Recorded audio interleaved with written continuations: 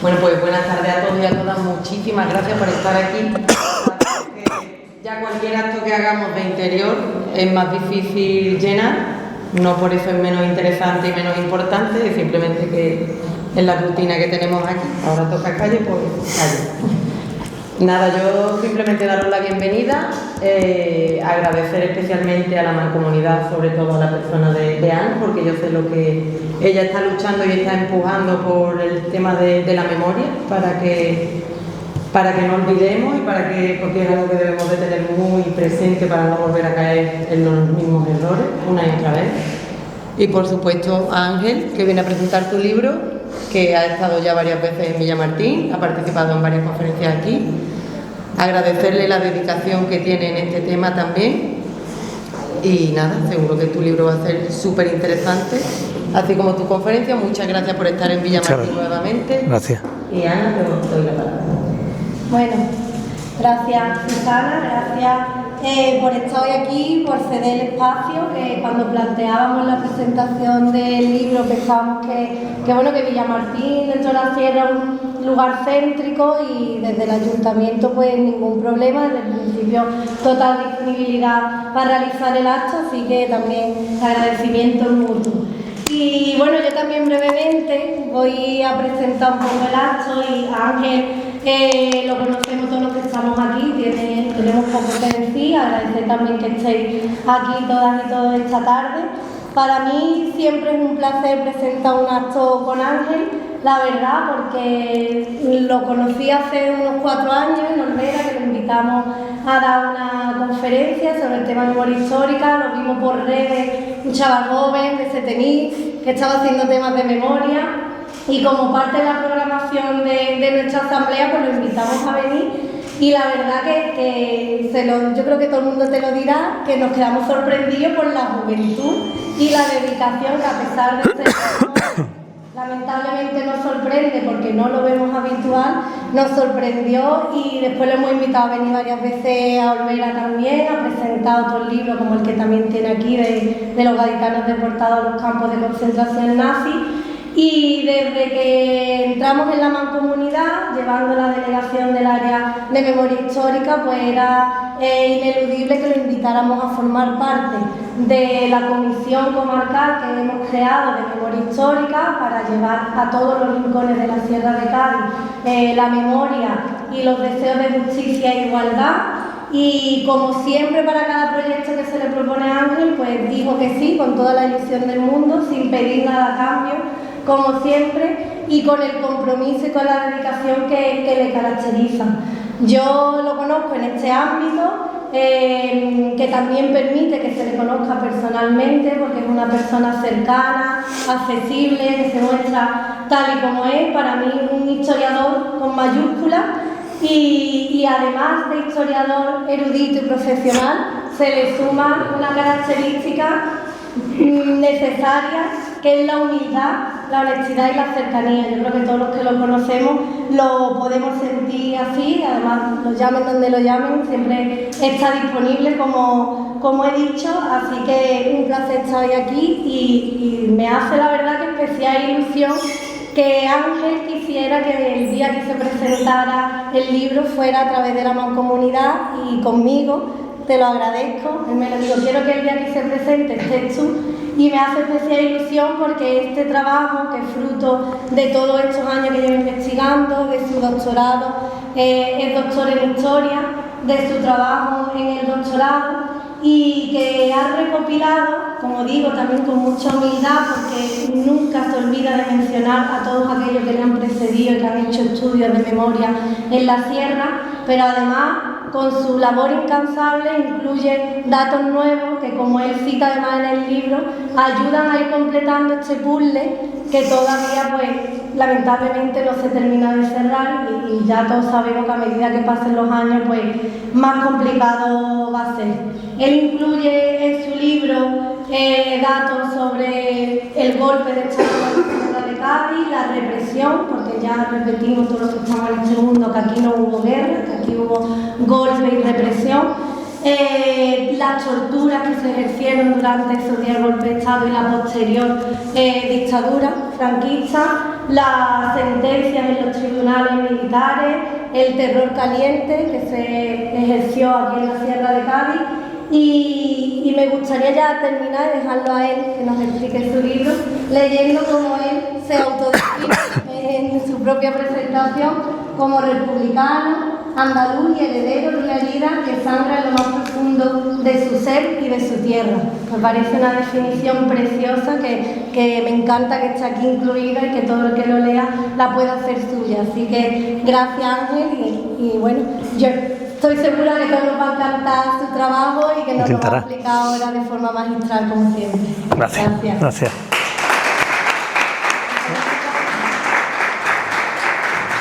Gracias, Ana. Gracias. Bueno, muy buenas a todos. En primer lugar, permitirme que agradezca a las dos las palabras, sobre todo a Ana, por el cariño y todo este tiempo trabajando juntos y por esas bonitas palabras que me ha dedicado a mí, a mi profesión y a mi trabajo. Sabes que este trabajo es parte también fruto del esfuerzo que has hecho desde Mancomunidad, y también agradezco que estemos aquí hoy en Villamartín presentándolo, porque creo que, bueno, un municipio más centrado aquí en la comarca tan difícil que tenemos, y ahora más con las carreteras, que la circunstancia es bastante complicado. Agradezco a los compañeros que están aquí viniendo, porque bueno, es una situación bastante difícil en la que estamos. Y reitero a Ana por su trabajo en Mancomunidad, porque este libro es fruto de ese trabajo, ¿no? En parte la investigación está apoyada por uno de los proyectos que hicimos hace un par de años ya, y luego con todo el proyecto de la tesis doctoral y también la ayuda de la Diputación de Cádiz, los proyectos de investigación que sacan todos los años, que también aproveché la oportunidad, las pocas oportunidades que tenemos los investigadores, de contar con apoyo, la verdad, financiero, porque bueno, no vivimos del aire y tenemos que trabajar, aparte que está nuestro esfuerzo humano y involucración con las víctimas y demás, pero también somos profesionales y tenemos que buscarnos la vida muchas veces, como yo digo, y agradezco a la Diputación, a Mancomunidad y a los ayuntamientos que también han ayudado, y sobre todo a mi asociación, que es la Asociación de Memoria Histórica de CETENI, que es la que ha conseguido este proyecto de financiar a través del Ministerio lo que es la edición del libro, que bueno, ya veis que es bastante voluminoso, y tengo que decir que es la mitad de la tesis doctoral, porque la otra parte era el tema de las fosas comunes, que se lo debo, por supuesto, a que Jesús el día de mañana saque a la luz todo lo que él conoce, ¿no? Que para mí es el mayor experto, y agradezco que esté aquí muchísimo, que sé que es un esfuerzo para él, y yo vivo de sus trabajos, de él, de Fernando Sigler, de Antonio Ortega, de Fernando Romero, por supuesto, que fue, digamos, el que abrió la veda en la Sierra de Cádiz y el que más trabajo ha hecho sobre la Sierra de Cádiz. Es verdad que lleva unos años más separado de la investigación, pero como ha dicho Ana, este libro es fruto de todos ellos, y algunos que me he dejado atrás, Garrucho en espera, y otros compañeros que han hecho trabajos previos, porque como ha dicho Ana, yo soy el último en llegar, soy más joven, vamos a llamarlo así, me considero todavía joven, y es verdad que he sido el último en llegar. Yo me considero que llegué el último esto a la memoria histórica, llegué ya cuando ya estaba todo un poco avanzado, empecé 10 años, cumplo ya en la investigación, este 2026, y llegué, bueno, y vi lo que había, ¿no? Lo que había hecho Fernando, Jesús, Fernando Romero, Antonio, que ya estaba empezando, Antonio Ortega, y lo que año tras año, primero con CETENI, luego con la investigación de los deportados y demás, vi que el puzzle estaba incompleto, que faltaba unir las piezas. Ni hablo ya de la provincia de Cádiz, las piezas que quedan por unir, todo está un poco, cada uno haciendo su batalla. Recuerdo que Fernando Romero, creo que decía en uno de sus libros que los investigadores de la provincia de Cádiz eran como francotiradores, cada uno en su lugar y cada uno centrado en su... Y yo me atreví a unir las piezas, ¿no? En este libro, primero la tesis doctoral y luego en este libro. Las piezas de la Sierra de Cádiz, yo ya lo he dicho, soy andaluz, republicano, y también de la Sierra de Cádiz, más que incluso del resto de la provincia, de la Sierra de Serrano, ¿no? Y me puse a ello, y es verdad que, bueno, un trabajo que nace de lo que es fruto de la investigación, no propiamente dicha de los investigadores, que es bibliografía, historiografía, archivos municipales, que la verdad que salvo algunas secciones están como están. Es verdad que está todo ya muy pateado, que es muy raro encontrar documentación que ya no fuese estudiada por los compañeros, pero yo lo que he hecho es revisionar todo ese material, porque había que, bueno, depurar algunos datos, nuevas perspectivas también, perspectivas de género, perspectivas de cruzar datos, simplemente cruzar datos y ver que estaban repetidos en algunos municipios, y sigue estando, seguro que hay errores, porque yo lo digo que esto es un libro que seguro cuando alguien lo lea pues verá algún error de víctimas y demás, porque adelanto que en este libro aparecen las víctimas exclusivamente mortales de la represión en la Sierra de Cádiz, y yo lo entiendo como aquellas personas que residían, habían nacido en los municipios, pero también residían en esos municipios, que esto es importante, porque puede haber víctimas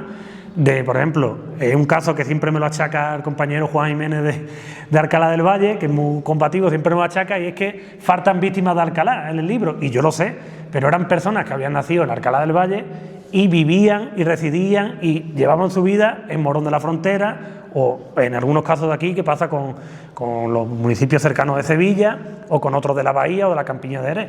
Yo me he centrado exclusivamente en aquellas personas que yo he podido demostrar que eran del municipio donde estaban, es decir, tenían cargo, habían creado su familia, vivían allí, independientemente de donde habían nacido, ¿vale? Esto es importante tenerlo en cuenta. Y luego los testimonios, que es verdad que al llegar al último también he tenido ese problema de no poder entrevistar a hijos de, familiares de, tan cercanos. He podido disfrutar, por ejemplo, del proceso en espera de conocer a los nietos, ¿no? Que he podido entrevistar a los nietos, que es una información que ya llega, bueno, diversa, muchas veces mitificada, tenemos que decirlo, se mitifica mucho a nuestras víctimas, la historia se endulza mucho, demasiado, y en ocasiones más sencillo, ¿no? Pero bueno, para eso estaba el trabajo sobre todo de Ziegler, Fernando Ziegler, que es verdad que es el que más ha tirado de testimonios y demás en los diferentes municipios que ha trabajado, y yo lo que he hecho ha sido darle otra perspectiva, darle una vuelta y analizarlo por completo y en la comparativa, ¿no? El libro se divide en diferentes partes. La primera, como ha dicho ya Ana, la guerra que no fue.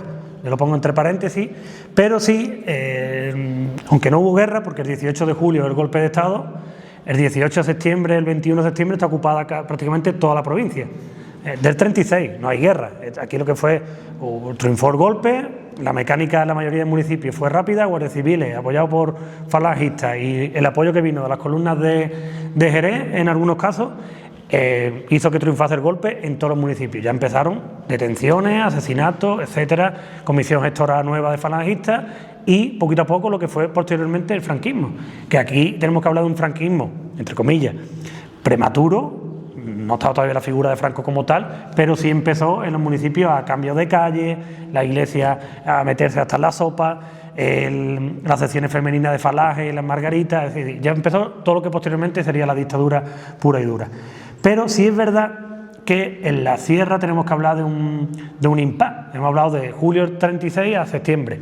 Y en los municipios de la parte más pegada a Málaga, Setenil, Alcalá, Grazalema, Villaluenga sobre todo, hay cierta resistencia.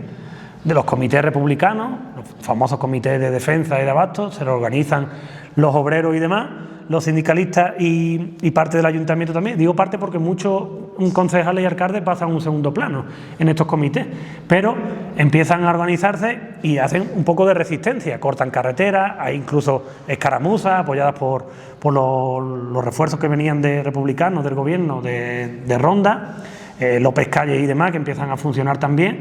Y es verdad que también hay violencia republicana, que hay que decirlo. Bueno, el éxito sublevado, como ya he dicho, aquí tenéis imágenes de Villamartín y también de las columnas preparándose en Jerez para venir a la zona de la sierra, ¿vale? Que son las fotos más conocidas, igual que aquí, perdón, que antes no lo he dicho, que esta foto, David Doña creo que la rescata, que es de Grazalema, una serie de milicianos republicanos, que es lo que he dicho, que se organizan, que creo que es de las pocas fotos que hay de milicianos organizados y demás. Y si vemos algún tricornio, es que yo creo que algunos de los guardias civiles, que no todos estuvieron a favor del golpe, o en algunos casos, como se tenía Alcalá, que estuvieron acuartelados en la Guardia Civil hasta que llegaron los republicanos de Ronda. Uy, tirando para atrás. Como decía, el tema de la violencia republicana, yo soy muy crítico con este tema, con el tema del colectivo en el que estamos de la memoria histórica. No vamos a aplicar quiénes conforman la memoria histórica, yo creo que todos lo conocemos, y yo soy muy crítico con aquellos que intentan ocultar esta parte que ocurrió y demás, que es la violencia republicana, que puede llegar a ser legítima porque es en defensa, pero hay unos asesinatos igual que los posteriores, ¿no? Se buscaron a gente, curas, guardias civiles, grandes propietarios, fueron a por ellos, eran considerados enemigos o aliados del golpe y fueron asesinados como tal, y la quema de iglesias también. Es verdad que la quema de iglesias tiene lugar el 24 en abril, más o menos, en Cetenín, en otros puntos de la provincia, que es decir, que es durante la República, pero se multiplican luego con los meses de resistencia, no se puede hablar de guerra, los meses de resistencia, se vuelve a quemar las iglesias y tengo que hablar de hablamos de 82 víctimas mortales exclusivamente de represión republicana. Los muertos por escaramuza o alguna emboscada que hubo, yo lo dejo aparte porque son parte del conflicto, digamos, ahí sí hubo una parte de conflicto, ¿no? Y en este caso 82 víctimas que tengo que hablar, no porque yo sea de allí, que también, pero es que Setenil se lleva la palma en este caso de víctimas de la violencia republicana con 21 asesinatos y además la quema de iglesia que tenía ahí la iglesia mayor que se destrozó por completo todas las ermitas salvo una, ¿vale? Entre las víctimas, y pongo el ejemplo de Setenil porque es más claro, allí primero están las víctimas que son los que son detenidos, cuando llegan las fuerzas de ronda auxiliar, se ocupa el cuartel de la Guardia Civil, que había estado se habían mantenido acuartelados, no habían tomado carta en el asunto, y entran en el cuartel y detienen a varios de los guardias civiles, entre ellos el sargento y uno de los guardias civiles que había participado en Casas Viejas, Juan Gutiérrez, que, bueno, estaba fichado, digamos, ¿no? Los republicanos sabían que tenía su pasado en Casas Viejas y fueron a por él. Fue a por él, tengo que decirlo, por el sargento también de la Guardia Civil, fue mi bisabuelo, que me gusta decirlo porque en mi casa siempre ha estado divinizado su figura y tiene esa parte de que fue a por el Guardia Civil, le pegó una paliza al sargento del Guardia Civil, le quitó la ropa, desfiló con el fusil por Setení y luego todo eso fue parte de que lo sentenciaran a muerte y verdad que se salvó, le conmutaron la pena. Pero para que veáis el contexto también de la violencia republicana que hubo aquí en Setení sobre todo y en Villaluenga, que son donde más víctimas de la represión hubo. En Setení también se asesina al cura, a varios guardias civiles y a los terratenientes que antiguamente habían sido alcaldes, concejales de los monárquicos. Es verdad que no está justificado, pero hay que entender que todas estas personas habían hecho la vida imposible durante mucho tiempo a los obreros de nuestra tierra, ¿no? En el caso de Setenil, a Nicolás Guzmán Zamudio, que fue alcalde monárquico durante 20, 30 años, no recuerdo bien, hay un artículo de prensa en 1930, no recuerdo el periódico liberal, de los monárquicos liberales, que lo critican y es el pueblo dominado por los trabucos. Y es que este hombre estaba en el ayuntamiento, en su mesa de despacho tenía el trabuco, tenía la escopeta, por si alguien todo eso, el pucherazo y demás, ¿vale? Que eso explica luego la violencia de que fueran a buscarlo directamente, ¿vale? No la justifico, pero tiene una explicación, ¿vale? ¿Qué ocurre? Que claro, si nos ponemos a comparar el número de víctimas, es que no hay color. Y no es que lo diga yo, es que a partir de julio, del 18 de julio, el 19 el 20 ya están las primeras víctimas, hasta marzo del 37, que es la etapa del terror caliente, que es todo caliente, pero esto tenemos que ir cambiando el título de terror caliente, no, esto estaba estipulado, había órdenes directas, sobre todo de Queipo, Varela y demás, de que había que limpiar al enemigo sistemáticamente. Más, uno de los capítulos se llama limpieza sistemática del enemigo, porque había que eliminarlo por completo. Los asesinatos se repiten igual por toda la Sierra de Cádiz. Hay un modo operandi que coincide. Vale, aquí tenéis la cifra de la barbarie de lo que he dicho, de julio del 36 a marzo del 37. 82 víctimas de la violencia republicana, 1.146 aproximadas de lo que es los golpistas, los fascistas asesinan aquí en nuestra comarca, ¿vale? El modo operandi ahí es muy común y muy sencillo. Encima todos eran cobardes a la hora de asesinar. La mayoría de presos pasaban unos días en la cárcel y a los 2 o 3 días empezaban las zacas.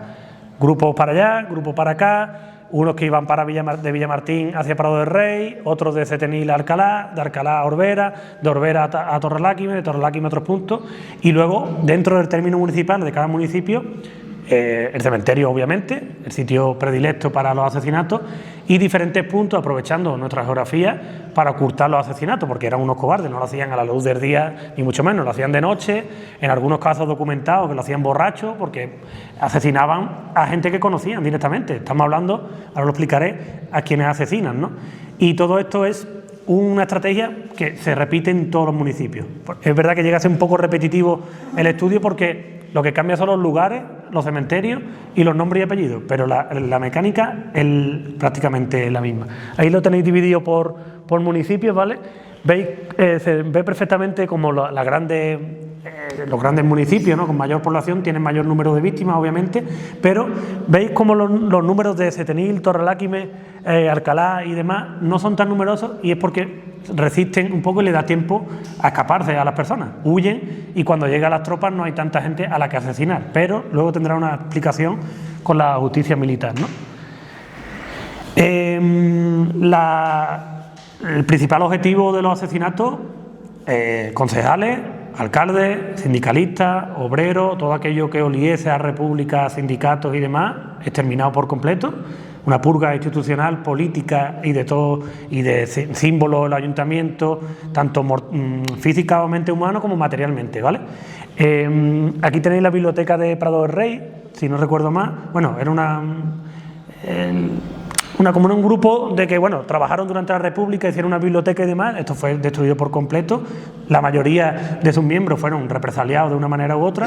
Y esta foto de aquí de atrás la he puesto porque es relativamente nueva, que es en Ubrique, que me la hizo llegar Manuel Lolo del Foro por la Memoria de Penaoca, y yo creo que una foto espectacular. La he puesto porque creo que es de las pocas que tenemos de la sierra tan significativa de lo que significó la República. Pues claro, imaginaros que todas estas personas seguramente fueron represaliadas, ¿vale?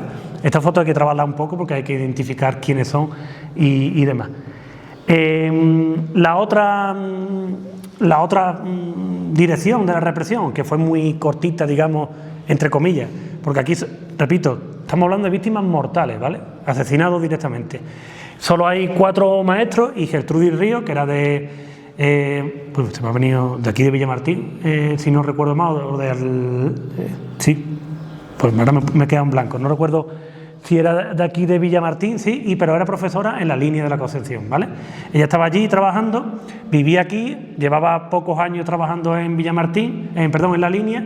El marido, si no recuerdo mal, era cartero también, y a los dos lo asesinan, dejan huérfanos a su hijo, y es la única maestra que es depurada, que aquí depuraron a todos los maestros. A todos los maestros los separan de sus cargos, y los que terminaron peor fueron obviamente los que fueron asesinados. Y pongo un ejemplo que para mí es más curioso, y también porque es de Setenil, pero bueno, da la coincidencia que es de Setenil, y es que Sebastián Aguilera Villalón, que bueno, tiene un apellido que yo creo que Jesús lo conocerá, que le puede sonar a los terratenientes de allí y demás, familia de los terratenientes. Tenía 21 años, recién sacado, digamos, la plaza, lo que hoy en día es la plaza de maestros, y lo asesinan en Jerez, en el verano, en julio del 36, lo asesinan en Jerez. Yo creo que estaba allí o trabajando en el campo o estaba de visita a Jerez, lo pillan allí y lo asesinan. ¿Qué pasa? Que luego llegan el expediente de depuración y confirman que la han matado por un rumor que decía que era del Partido Comunista de Setenil. En Setenil no existía el Partido Comunista, y en la Sierra de Cádiz el Partido Comunista era prácticamente inexistente, y al igual que a nivel nacional hay que decir, por activa o por pasiva, que el Partido Comunista toma protagonismo en el 37 y el 38, que antes aquí esos de rojos comunistas en la sierra había mínimo. Pues a este hombre lo matan simplemente por un rumor que decía que era comunista, que era del Partido Comunista. Este hombre no era del Partido Comunista, es más, luego la información, todo de una manera confusa, es conocido, se dice que, bueno, ahí ya se indica que era del Partido Socialista, que no era comunista, pero hay unos informes que dicen que era de él, y lo matan, lo asesinan, pero fue señalado por los señoritos de Setenil de que había que quitarlo del medio, ¿vale? Ahí yo, en este capítulo, verdad que estudio la biografía de los diferentes maestros que son asesinados. Luego, la represión contra la mujer, aquí sí me explayo un poco más porque entra en escena una triple dimensión de la represión, ¿no?, que es la violencia sexual. A los hombres, tanto hombres y mujeres, los detenían, le pegaban una paliza, los torturaban y en el peor de los casos los asesinaban, a las mujeres y hombres. Pero a las mujeres tenemos que hablar de la violencia sexual, ¿no? Antes de asesinarlas, violaciones, tortura, le quitaban los pechos, en muchos casos está testimoniado y documentado que le cortaban los pechos y demás. Es una dimensión que yo analizo aquí, que hay que decir que los compañeros anteriormente no la habían tratado como tal, y creo que ya era hora de darle un papel exclusivo a las mujeres también, y que bueno, ahí tenéis 87 víctimas mortales de mujeres que fueron asesinadas directamente, crías, algunas niñas, y luego también, perdón que me lo he saltado, el tema de los embarazos. También asesinaban a mujeres embarazadas por toda la sierra, hay casos de mujeres embarazadas, y aquí están las hermanas de Borno, he puesto la foto de es el cadáver de Remedios Partida Morilla, de Alcalá del Valle, que fue sumada en 2015 en el Bardío por los compañeros de la Asociación por la Recuperación de la Memoria Histórica, por René Pacheco, que es la única mujer de la Sierra de Cádiz, me puede corregir Jesús, que está identificada genéticamente y demás. Ella y su hijo Francisco Partida Morilla, que fueron asesinados los dos junto a otras dos personas.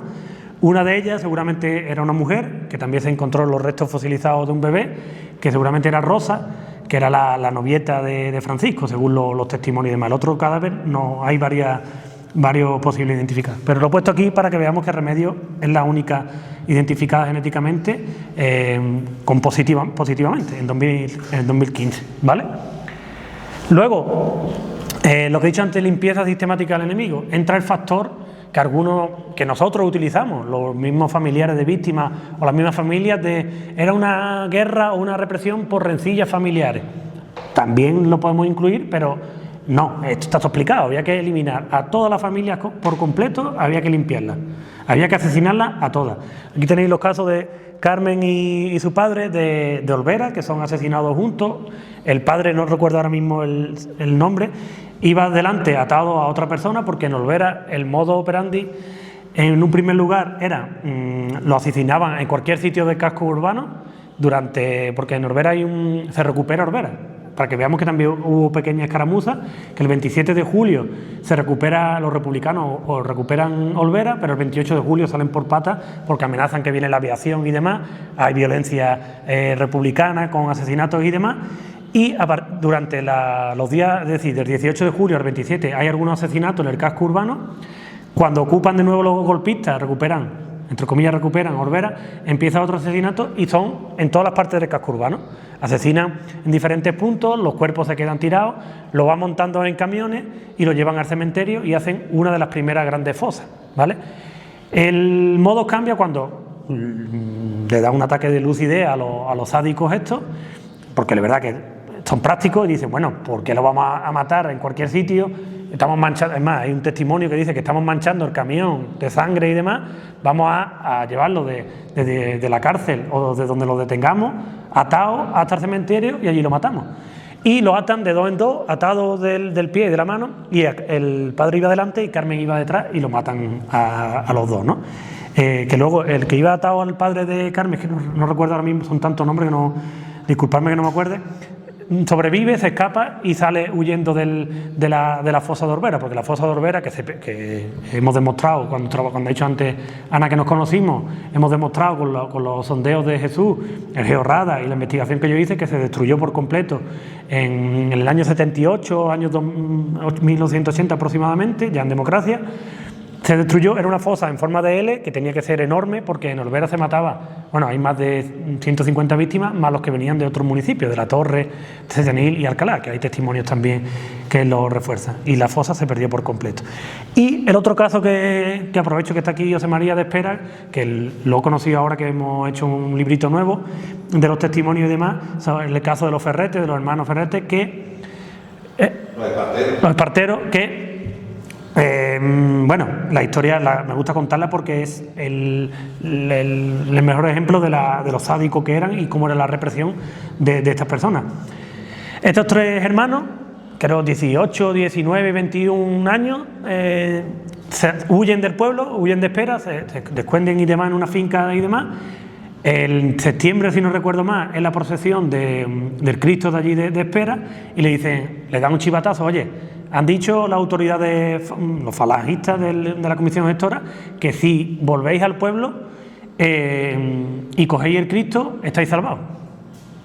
Estos tres hermanos vuelven, procesionan con el Cristo, se van a su casa, duermen, es más, está el testimonio de la madre que lo dice y demás, duermen tranquilamente, la madre le prepara el desayuno, que se quedó puesto esa mañana porque por la noche, el mismo día, en la misma madrugada, van a por ellos tres, se lo llevan y hasta el día de hoy no sabemos dónde están. Para que veáis que utilizaban la cruz, ¿no?, que fue el elemento clave del franquismo y el apoyo básico de los golpistas para asesinar a estos tres hermanos.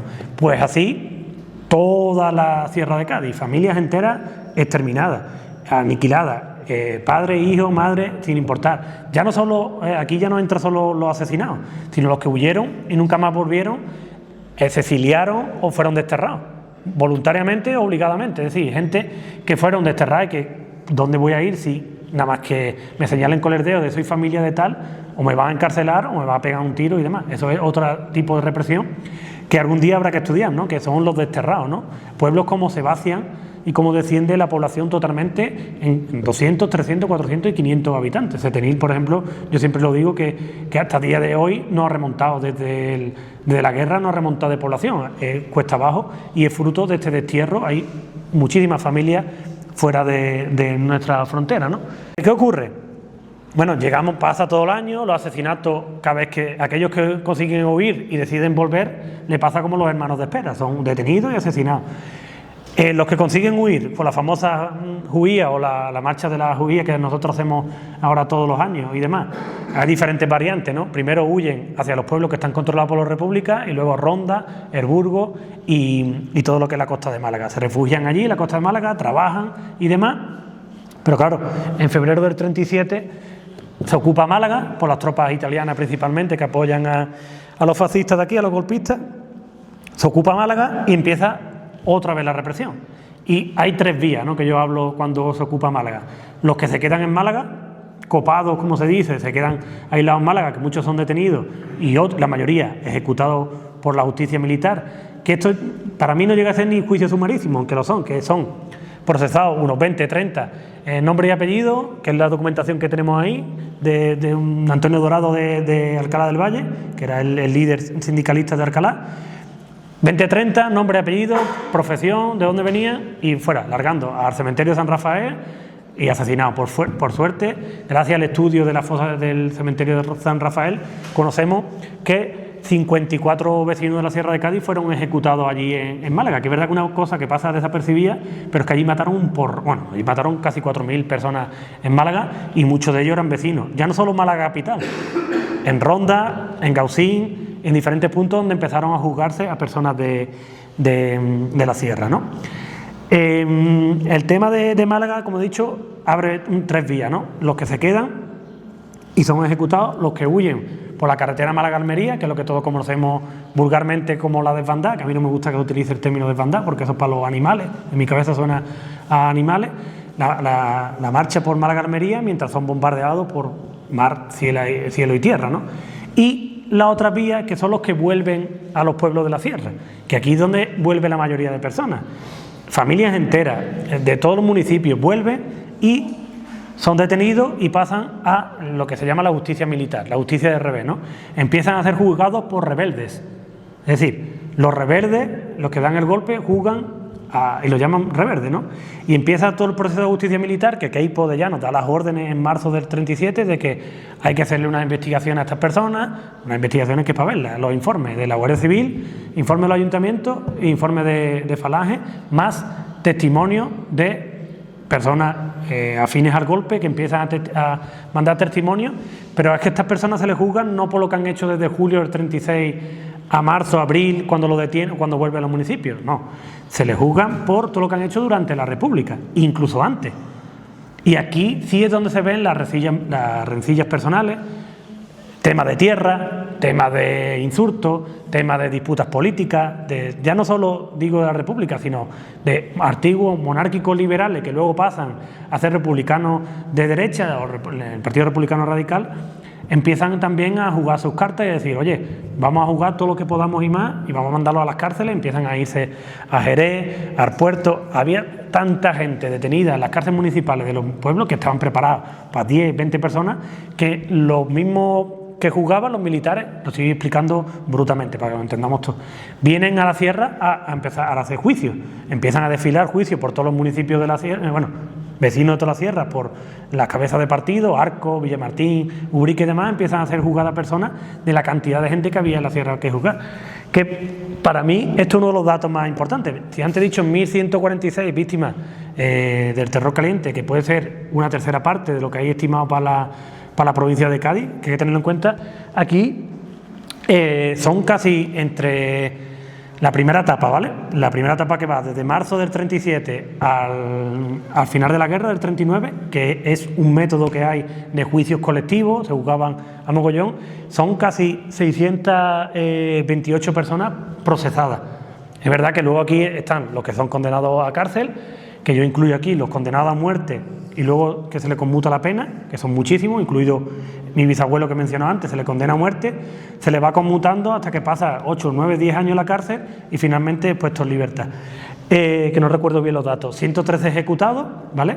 Empiezan a asesinarse a gente en Cádiz capital, Puerto de la Tierra, Santa Catalina, San Sebastián, Los Castillos, me refiero, Jerez sobre todo, y también en la propia Sierra de Cádiz, que esto es una particularidad. Hay asesinatos, por ejemplo en Setenil, que es la fosa que sumó Jesús en 2018, 6 personas son condenadas a muerte y el 30 de junio del 37 ejecutados en el cementerio, y eran para dar ejemplo. Es más, el caso de Juan Manuel Viche Bastida, que era teniente alcalde socialista, era para decir, oye, que seguimos matando, que lo que hemos hecho meses atrás lo seguimos haciendo y en vuestro pueblo. No en Jerez y en Cádiz, que ya eso no lo vaya a ver más, sino aquí, en vuestra cara. Y lo enterramos aquí, y el que pega el tirito de gracia, encima de todo, una mujer, las 3 mujeres que iban allí a pegar el tirito de gracia. Aquí tenéis los números de todas las víctimas y veis cómo hay municipios donde apenas hay personas que son juzgadas, ¿no? Quizás Borno es el caso más curioso, con 6 personas, o incluso Espera con 4 y 2, y es que no había más gente para juzgar y matar. Es que no había, es que los que estaban detenidos o estaban ya huidos o estaban ya enrolados en el ejército en Málaga, bueno, en Valencia y demás, participaban en la guerra, pero fijaros cómo en Olvera y en Cetenil sobre todo, que es el caso más claro, sí se detiene a más gente, sí se juzga a más gente porque habían vuelto, habían huido y se habían escapado del asesinato, y de ahí que Cetenil sea el que más ejecutados tiene de la comarca, siendo uno de los pueblos, en comparación con Olvera, Arcos y demás, con menos población. Se explica también porque tenían que ajustar cuentas, es decir, a muchos que tenían delitos de sangre, que habían asesinado, participado en la quema de iglesia, ahora había que darle matariles, que es que lo decían tal cual. La mitad era mentira. ¿Por qué? Porque lo que hicieron, que eso se me ha olvidado antes decirlo, la violencia republicana en la sierra, hay muchas partidas que venían de ronda sobre todo, que eran los caballistas que se ponen en los informes, de gente de Málaga, anarquistas, bueno, no anarquistas, había de todo, delincuentes también que venían, hacían barbaridades y se iban corriendo, y aquí, pero claro, eran apoyados por ciertas personas, ¿vale? Luego, gracias, hasta luego, gracias Jesús. Luego, una segunda etapa de la justicia militar, porque yo en el libro me centro en los que son ejecutados. Estudio toda su biografía de cómo son juzgados, cómo son asesinados y dónde son enterrados y demás. Una segunda etapa de la justicia militar es la de posguerra, es decir, termina la guerra y a partir de que termina la guerra pasa otra vez lo mismo. Los que no consiguen huir por barco o por cruzando los Pirineos a Francia vuelven a los pueblos y otra vez una cantidad enorme de detenidos, juzgados y condenados a muerte, que es verdad que se reduce a 38, pero son procesados 179 personas de la Sierra de Cádiz. Aquí es verdad que les reduce los ejecutados y los condenados a muerte porque se ponen más exquisitos a la hora de investigar. Y es que se estaban cargando a todo el mundo y en algunos casos no tenían obreros para trabajar en el campo, por ejemplo. Y claro, ellos lo que dicen es, bueno, vamos a frenar un poco, vamos a investigar más a estas personas. Y ya no hay tantos juicios colectivos. Bueno, desaparecen los juicios colectivos. Ahora son causas y juicios individuales. Se investiga a estas personas, se pregunta hasta el último persona, vecino y demás. Algunos por gusto iban a dar los testimonios, otros obligados. Y ahí tenéis los números de todos los que son procesados y demás. Luego aparece Olvera y Setenil como los más numerosos de procesados por esta historia que he contado, porque les dio más tiempo, al estar pegados a la zona de Málaga y demás, dio más tiempo para huir, pero luego ya aparecen cómo se multiplican los números en Espera, en Borno, donde antes no había tanto procesados, ya se repite, ¿vale? Estoy pasando todo esto porque es verdad que estos capítulos son más tediosos y más complicados y los recomiendo obviamente leerlo dentro del libro. Y por último, yo le dedico un capítulo muy concreto, muy concreto me refiero, todos son tablas estadísticas a la otra represión. Me voy a permitir que me ponga de pie porque no veo bien los datos y no me acuerdo bien, la verdad. En el epílogo, en el final, yo le dedico un apartado a los otros muertos, ¿vale? A los otros que son víctimas mortales, pero indirectas, ¿no? Que son los que mueren en prisión. Toda esta cantidad de personas pasaron años y años en la cárcel. Primero en el puerto, Cádiz, Jerez, luego son mandados al norte, y en el norte mueren un montón, en Deusto, en Santander, bueno, en Bilbao y también en Santander, en Santoña y demás, la cárcel que había allí, y mueren hasta, son más datos, es verdad que está actualizado un poco la cifra esta, son más de 80 personas los que mueren en las cárceles, tuberculosis, palizas y demás. Luego también los guerrilleros, le dedico un apartado a los que son los maquis, ¿no? Lo que conocemos como maquis, la aplicación de ley de fuga, que es verdad que es una especie de justicia militar, pero yo necesitaba en su momento estudiarlo más y yo no lo he estudiado por completo. Esto es un apartado que habrá que estudiar más adelante porque es más complicado, porque son los que se echan al monte, los que resisten y demás, que se le aplica la ley de fuga y que son casi 40. Y aquí hay otro apartado de aquellas muertes indirectas, que quiero decirlo, que son los que se suicidan también.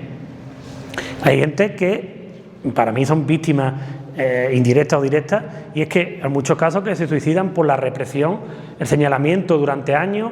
Hay algún caso de un alcalde de no recuerdo el municipio, pero que llega a suicidarse del señalamiento. Los años después deja una carta a su hija, porque claro, había sido alcalde de la República, había estado varios años en la cárcel y decide quitarse la vida.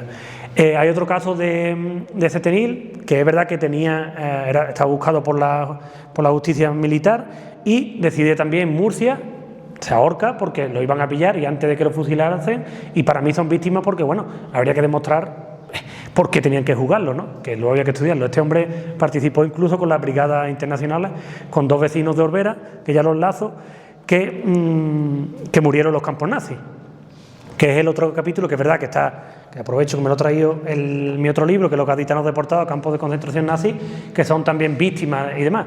Pues 19 de los 27, si no recuerdo más, que son deportados a los campos nazis, de la Sierra de Cádiz hablo, 19 mueren o son asesinados en los campos nazis.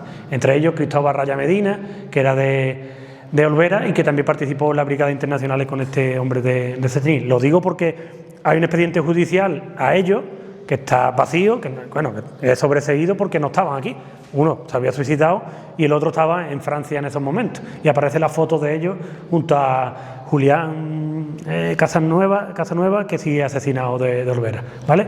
Y todo eso, toda esa suma de víctimas hace casi 1.500 personas en la Sierra de Cádiz que fueron víctimas mortales de la represión, que es casi la mitad de la provincia de Cádiz. Y esto tenerlo en cuenta, que es donde menos población había, porque los núcleos poblacionales hoy en día están en la costa, en la bahía y demás, en el campo de Gibraltar. Es decir, donde menor población había, la Sierra de Cádiz, donde más muertes hay.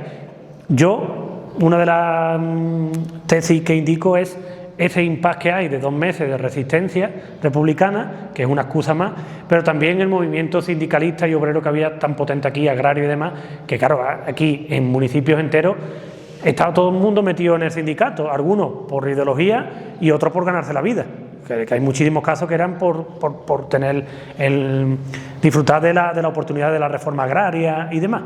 Y luego otro apartado que dejo para el futuro, que son todo el trabajo esclavo, obras públicas, detenciones y demás que hubo después, ¿vale? Porque todos los que estaban detenidos pasaron luego en el canal de los presos del Guadalquivir, trabajo esclavo haciendo trincheras y caminos en la zona de Algeciras y demás para la Segunda Guerra Mundial, que es otro tipo de represión que yo pues no puedo incluir porque es que se va de madre, la verdad. Y para terminar, he querido traer los datos, ya que estamos en Villamartín, me gusta, a partir de ahora, sí, espero presentar este libro en más municipios de la Sierra, me gusta traer los datos para que veáis, en este caso los de Villamartín, ¿no? Hay una víctima de violencia republicana, que es la primera, Francisco Rodríguez Racero, que es el primer asesinado por los republicanos, que yo lo digo asesinado, aquí es la primera víctima. Luego dentro del terror caliente hay 115 víctimas y 9 mujeres, que es una de las cifras con más víctimas, municipios con más víctimas de mujeres, que esperemos que algún día se encuentre. Hemos estado hablando antes con Manu, que bueno, se intuye dónde puede estar enterrado, ¿no? Y esperemos que algún día pues poder localizarlas y exhumarlas, ¿no? Luego de la justicia militar, es verdad que es un número bastante reducido para lo que significaba Villamartín en población, y es verdad que un número de 62 procesados y un solo ejecutado, ¿vale? Un solo asesinado. Muertos en prisión, está aquí, bueno, solo los nombres, ¿vale? Pero en el libro aparece la causa de la muerte y el lugar de la muerte, para que lo tengáis en cuenta. Y 2 deportados que en este caso son liberados, ¿vale? Antonio López Holgado y otro Antonio, que no recuerdo ahora el apellido. Que de Antonio López Holgado me gusta siempre hablar cuando presento el libro de deportados, porque bueno, tiene una historia bastante particular, y es que estuvo en diferentes campos de concentración, y he podido documentar de que fue un capo de los campos de concentración, es decir, participó como carcelero de sus propios compañeros y demás, y estuvo, según la documentación, llevando a presos de un campo u otro, porque él tiene la particularidad de que es registrado en un montón de campos y tiene mucha identificación, muchos números que le adjudicaban. Además que estuvo 3 meses en la enfermería, no recuerdo si eran 3 meses recuperándose de una herida, cosa que el que entraba a la enfermería en un campo de concentración, Mauthausen y Gusen, eso era el matadero. Todo el que entraba a la enfermería ya no podía trabajar, le pegaban un tiro de noche, le metían una inyección de gasolina con estos experimentos que hacían los nazis y demás, pero Antonio López Holgado se salva, y es verdad que luego tiene acusaciones directas de algunos compañeros de los campos que le acusan de haber asesinado a un preso y de haber robado también. Luego es verdad que aparece en homenaje a compañeros y demás. Por eso yo no puedo juzgar lo que hiciese este hombre, solo expongo los datos y la documentación que hay al respecto, ¿vale? Bueno, decir obviamente que todo esto en el libro yo rescato casi la biografía de los ejecutados, como he dicho, la mayoría. ¿Dónde mueren? ¿Cómo mueren? ¿Dónde están enterrados? Porque facilitarlo a los familiares o las personas interesadas, de que yo tengo digitalizado casi todos los juicios militares, ¿vale? Todos los expedientes militares del Archivo de Sevilla, yo siempre los tengo a disposición. Lo hice cuando hice un trabajo con Mancomunidad del Archivo de la Memoria de la Sierra de Cádiz, que está disponible online. Es verdad que es poco conocido porque hay que darle una forma, que todavía no hemos tenido la fórmula de darle, pero entrando en el Archivo de la Memoria de la Sierra de Cádiz, a través de la Asociación de CETENI, puedes consultar todos los expedientes judiciales que hay. Aquella persona que lo consulte, prudencia, tranquilidad. ¿Por qué? Porque hay un montonazo de mentiras, de informes falsos, porque la intención era echarle la mayoría de cargos y de culpa para mandarlo al paredón, ¿vale? Y bueno, aquí poco colabora, porque es verdad que todo esto es tontería, que yo de aquí, de la chapa, hagamos libros, lo escribamos y demás, si luego, primero, no se consumen como tal, porque al fin y al cabo estamos, por suerte por desgracia, en un mundo totalmente capitalista, ¿no? Y luego porque no llega a más personas. Si esto lo compartimos, yo cuando digo colaboro primero, si podéis, adquiriendo el libro, y luego haciéndolo llegar a otras personas o proponiéndolo para que se presente en centro educativo, que es donde estoy haciendo ahora mucho hincapié por todo lo que viene, ¿no? Por las nubes tan negras que se avecinan, ¿no? Por ciertos discursos de con Franco se vivía mejor, las risitas que ya le entran a los chavales cuando se dice Franco, porque estos días que he estado haciendo toda la semana actividades educativas, ya uno lo palpa. Hace unos años, hace 2 o 3 años, yo no notaba ese chascarrillo cuando se dice Franco. Ya noto la risita de los, hablando claro, de los enteradillos de turno que están sentados atrás, que cuchichean, que empiezan a reírse cuando dicen Franco, cuando se ríen cuando aparecen las rapadas, las mujeres rapadas y demás. Y esto es porque está calando ciertos discursos. Yo no voy a utilizar ni mucho menos la política, solo la memoria. Y es que la memoria ya sabemos todo que es verdad, de dar a conocer lo que ocurrió, porque esto se basa en informes, en documentación y en testimonio. Esto no me lo he inventado yo, es lo que hay. Se basa en hacer justicia por estas personas que han sido olvidadas durante mucho tiempo y en reparar cierto daño, y sobre todo que no se vuelva a repetir. Pues ya estamos viendo Ucrania, Gaza y demás. Hoy lo explicaba esta mañana en el Instituto de CETENI, dando una conferencia, una charla sobre fosas comunes. Y lo explicaba, digo, estas fosas comunes ya las estáis viendo, si investigáis un poco en vuestras redes sociales, ya la podéis ver en Gaza, la podéis ver en Ucrania, que sí, que son términos para que no haya enfermedades y demás, pero se empieza por ahí, pero es que son asesinadas, son personas que han sido asesinadas por un ataque ruso, por un ataque ucraniano y sobre todo por el genocidio que está llevando a cabo Israel, ¿no? En Palestina y todo lo que tiene montado los personajes estos, ¿no? Y nada, yo sin más agradeceros, repetir el agradecimiento al Ayuntamiento de Villamartín, a Ana sobre todo, porque este libro, lo indico en los créditos, en la parte inicial, es fruto de, bueno, de todos los proyectos que he hecho con Diputación, como en comunidad y también con mi asociación, ¿no? Con la Asociación de Memoria Histórica del CETENI, que este año cumplimos 10 años, ¿no? Y sobre todo, este libro pues, obviamente va dedicado a la familia y, como digo en la parte de atrás, utilizando una frase, o un verso, mejor dicho, de Jesús Bienvenido, de un paso doble que hizo hace unos años, por los nombres olvidados en la cuneta criminal de la memoria. Así que, sin más, muchas gracias y va por todos ellos.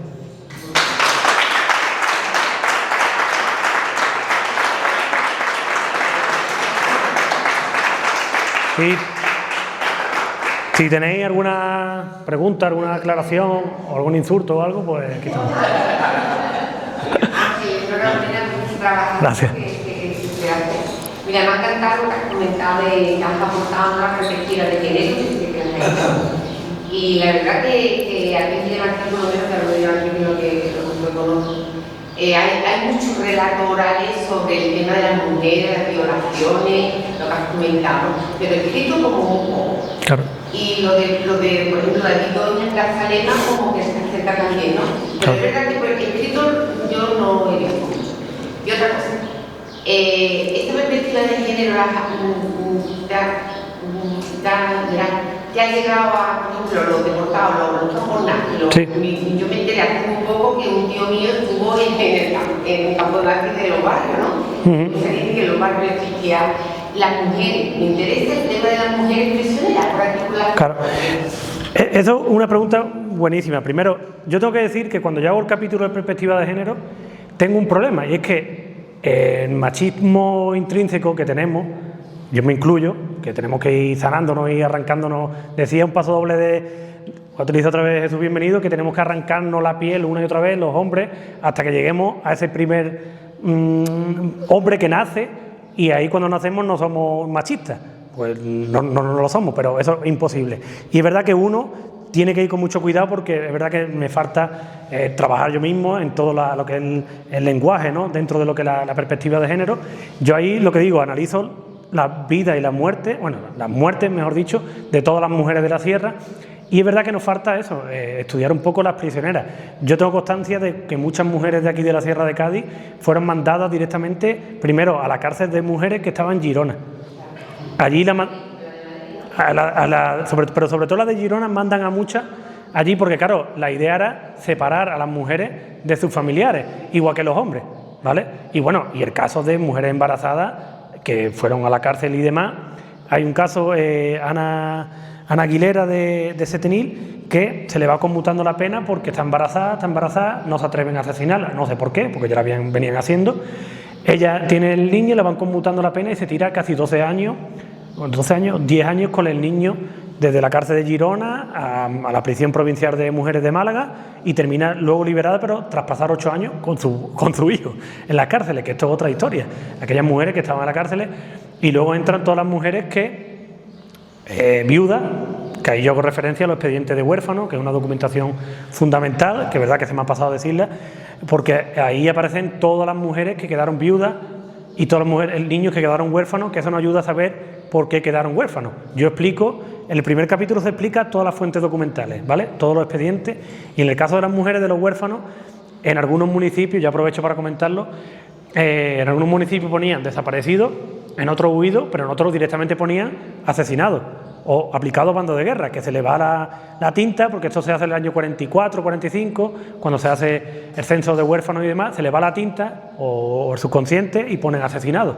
Y eso nos ayuda a nosotros los investigadores a saber, bueno, y a todo el mundo, a saber qué fueron y demás. Pero es verdad que falta muchísimo por hacer por el tema de las cárceles de mujeres, que no se conocen, porque yo no te sabría decir el recorrido, por ejemplo, de una mujer por completo de las cárceles. De los hombres te puedo decir 20 cárceles de la época, o campos de concentración, que en España hubo más de 300. Es que en las cárceles siempre hemos visto o creído o visualizado hombres, sí, en el puerto. Hace poco estuvimos en la de la Alberti, y digo, qué barbaridad, el prisionero no aquí, pero no se me ocurrió nunca jamás, vamos, tan solo cuando ya fue fecha con escribió La voz dormida y se hizo la película, casi empezamos a visualizar. Sí. Que la fecha, Por suerte, a ver, ahora que el movimiento feminista está más fuerte que nunca, aunque algunos se lo quieren liquidar, entre comillas, pero es verdad que ahora sí se están abriendo, y yo mismo, ya lo he dicho, yo mismo me estoy abriendo a decir, oye, ya está bien de ponerle foco a los mismos, que ya lo sabemos, los alcaldes, los concejales y demás, pero vamos a ver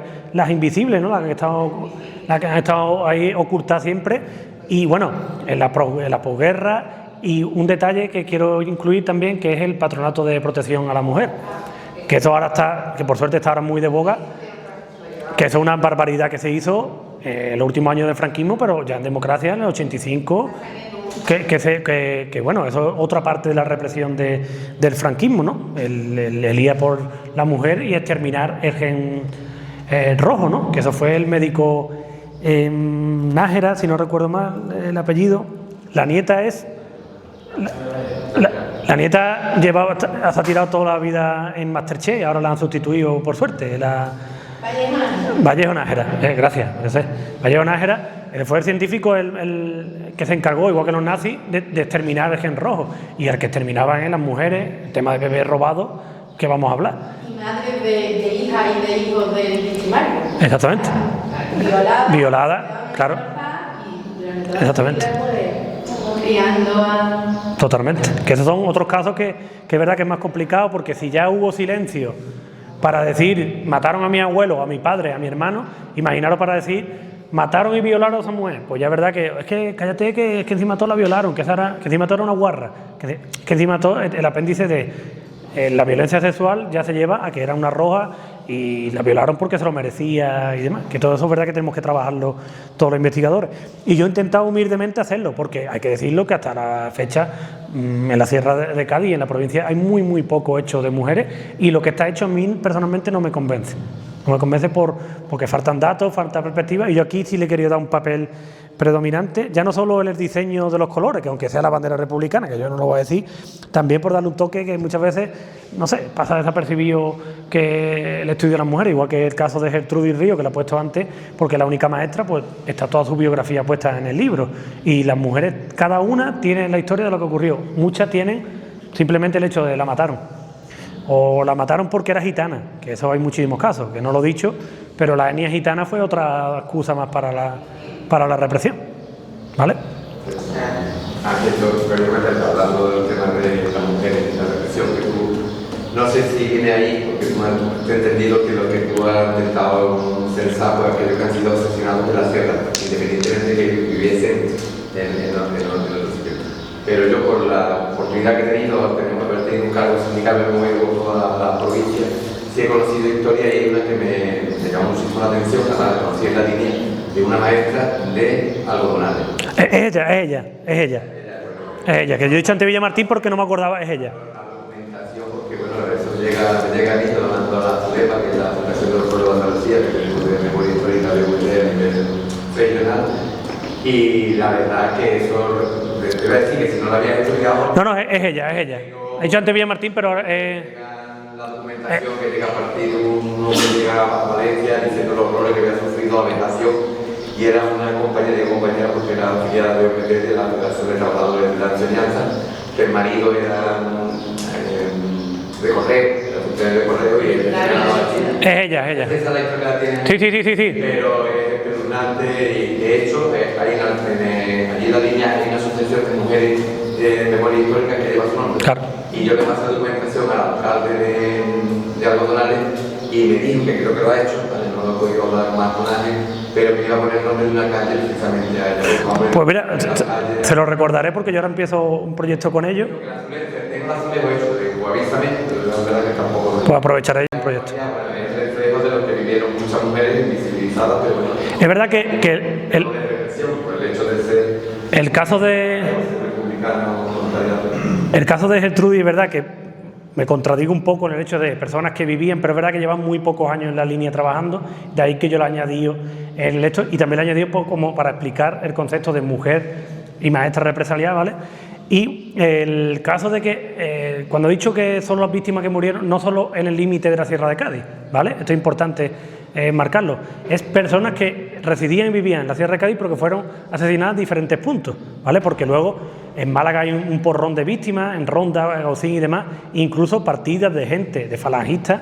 No sé si en Espera había un caso, que iban con el coche a Málaga en busca de, no recuerdo si en Espera o en otro, que iban con coches desde los pueblos de la Sierra directamente a Málaga, que le habían dado un chiviatazo que estaba escondido en Gaucín o estaban tal, y iban en coche, lo traían y en medio del camino lo asesinaban. Y ahí y ya no es, ya es eso, que yo los límites